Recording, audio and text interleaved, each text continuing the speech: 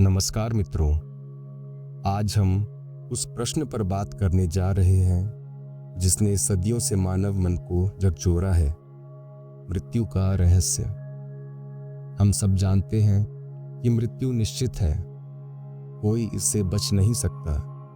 लेकिन मृत्यु क्या है? क्या यह अंत है या किसी नए आरंभ की दहलीज? मृत्यु का भय। सबसे पहले हमें यह समझना होगा कि मृत्यु से सबसे ज्यादा डर हमें क्यों लगता है। क्योंकि हम अज्ञात से डरते हैं। हम जानते नहीं कि मृत्यु के बाद क्या होता है। क्या सब कुछ खत्म हो जाता है या आत्मा किसी नए शरीर में प्रवेश करती है? यही अनजाना डर हमारे भीतर बेचैनी पैदा करता है। शास्त्रों की दृष्टि। हिंदू धर्म कहता है, आत्मा न जन्म लेती है न मरती है। गीता में भगवान कृष्ण ने कहा, नैनम छिंदन्ति शस्त्राणि नैनम दहति पावकः। आत्मा को कोई हथियार नहीं काट सकता, कोई अग्नि नहीं जला सकती।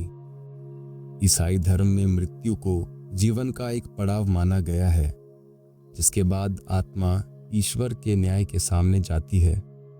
बौद्ध धर्म कहता है, मृत्यु केवल एक रूपांतरण है, जैसे एक दीपक बुझता है और दूसरी जगह जलता है। वैज्ञानिक दृष्टि। विज्ञान कहता है कि शरीर केवल ऊर्जा का रूप है और ऊर्जा कभी नष्ट नहीं होती, केवल रूप बदलती है। तो क्या हमारी चेतना भी ऊर्जा है?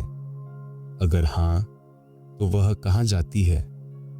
कई वैज्ञानिक नियर डेथ एक्सपीरियंसेस को लेकर शोध कर रहे हैं। लोग बताते हैं कि उन्होंने एक उजाले की सुरंग देखी, शांति का अनुभव किया और फिर लौट आए। मृत्यु और आत्मा का सफर।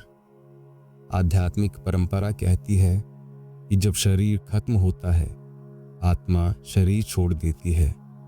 यह आत्मा अपने कर्मों के अनुसार अगला मार्ग चुनती है। अगर उसके कर्म पवित्र हैं तो उसे ऊंचे लोक मिलते हैं। अगर उसके कर्म अधूरे या बुरे हैं तो उसे पुनर्जन्म लेना पड़ता है। असल में मृत्यु अंत नहीं, बल्कि एक जागरण है। जैसे रात का अंधेरा सूर्योदय का रास्ता बनाता है, वैसे ही मृत्यु आत्मा की यात्रा का नया द्वार खोलती है। जो इसे अंत मानता है वह डर में जीता है, जो इसे परिवर्तन मानता है वह निर्भय हो जाता है। महापुरुषों का दृष्टिकोण। रामकृष्ण परमहंस ने कहा, मृत्यु केवल वस्त्र बदलना है। स्वामी विवेकानंद ने कहा, आत्मा अनंत है, मृत्यु उस पर असर नहीं डाल सकती। कबीर ने कहा, जब मैं था तब हरि नहीं, अब हरि है मैं नहीं।